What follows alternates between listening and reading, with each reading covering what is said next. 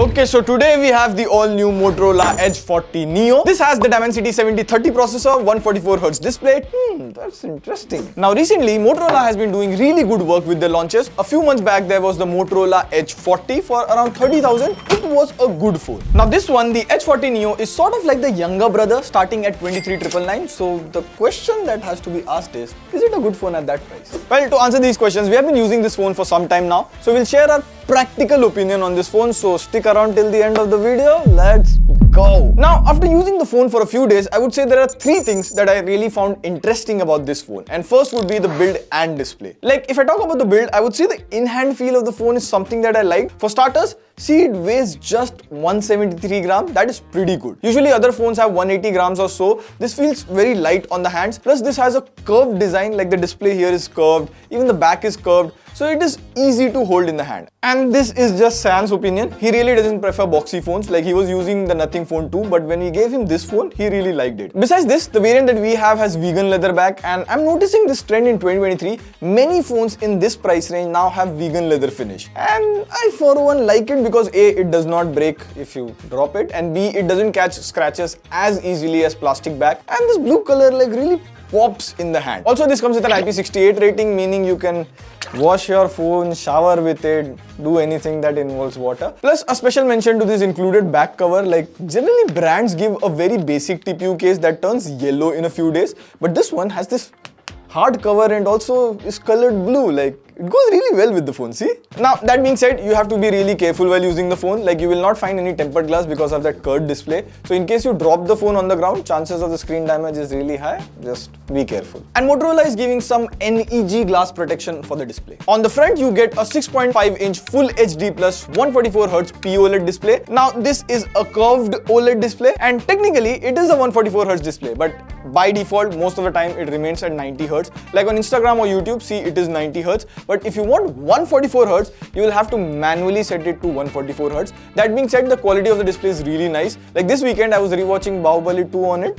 Nice. The color, sharpness, and everything is so nice. Now, this is an HDR panel. Like on YouTube, you can see HDR videos. However, it doesn't support HDR on Netflix, but that's not a big deal in my opinion. I mean, I have the basic Netflix subscription and videos and all work just fine. Also, this has Dolby Atmos with dual stereo speakers, and I've been listening to Jawan soundtrack on loop. The experience was good. So yeah, I like the build quality and display of the Motorola Edge 40 Neo here. That being said, it is nothing new because the Edge 40 before it also had a near identical design and display. But the one thing that will matter you the most is the camera, because I think everyone now primarily uses their phone to click pictures. So on the back, you get two cameras, 50 megapixel main camera with OIS and a 13 megapixel ultra wide angle camera. Now at first glance, the pictures and all seem nice. Like outdoor in the sun, the pictures look good. They are slightly boosted than natural, but a lot of you like Sayan will like that, which is fine. And we even took quite a few shots at night, like they seem decent. However, if you zoom in on any photo, see there is over sharpening. Like see this portrait shot that we took, photos look good, but if you zoom in on my face, there is extra sharpening. And the HDR could have been better. Like see this shot, there is not much details in my white t-shirt. Now I say this because we took the same picture on the ultra wide angle camera, and the picture on the ultra wide looks better. Like my t-shirt, my face, even the clouds in the background are properly exposed. So the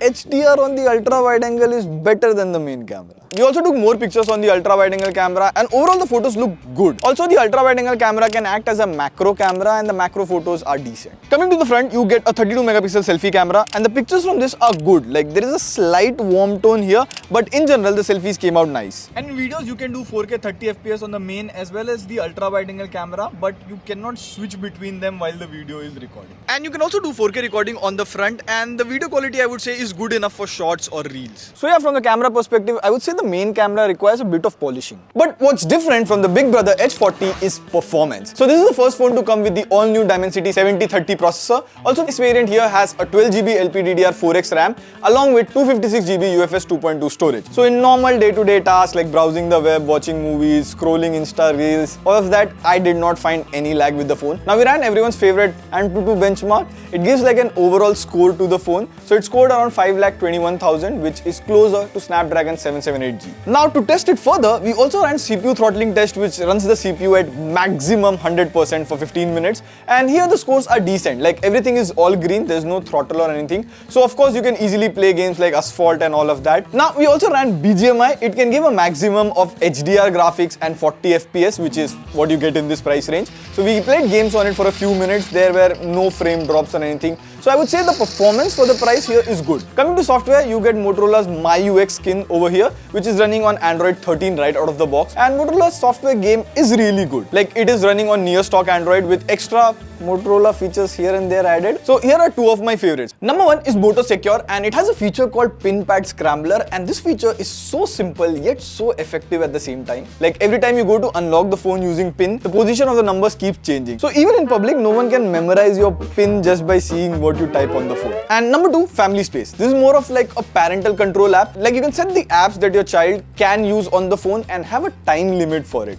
Once the time crosses, you need to insert the PIN to keep using it. Now, we've already done a dedicated video on Motorola software. You can go check that out after watching this video. Besides this, there is no bloatware or anything. Like, yes, you have Moto Hub, Moto Secure and all of that, but those are not bloatware. These are first-party apps. Even Samsung and Apple have their own apps in the phone. That being said, I must mention a few things that I noticed here. You get this feature Flip for DND. Like, if you keep your phone like this, it automatically goes to DND, which is nice. But twice this has happened inside my pocket. Like, if I keep my phone like this inside my pocket, it activates DND. So I don't want DND in my pocket. And then I took a few calls on loudspeaker, and the person at the other end said my voice was not clear. This happened to me twice, talking to two different people. Now, these are not major issues and they can be easily fixed with a software update. Speaking of which, Motorola is promising 2 years of software updates with 3 years of security updates, which is good as long as Motorola delivers those updates on time. So overall, from a software standpoint, I would say the Motorola Edge 40 Neo is pretty good. Besides this comes with a 5000 mAh battery, which has now become a standard for all the smartphones. It easily goes like 1 full day. Like, see here, I have 11% battery left and it lasted for 1 full day plus 3 hours with 4.5 hours of screen on time. These are good numbers, but of course, if you constantly play games or record videos, it will drain quicker.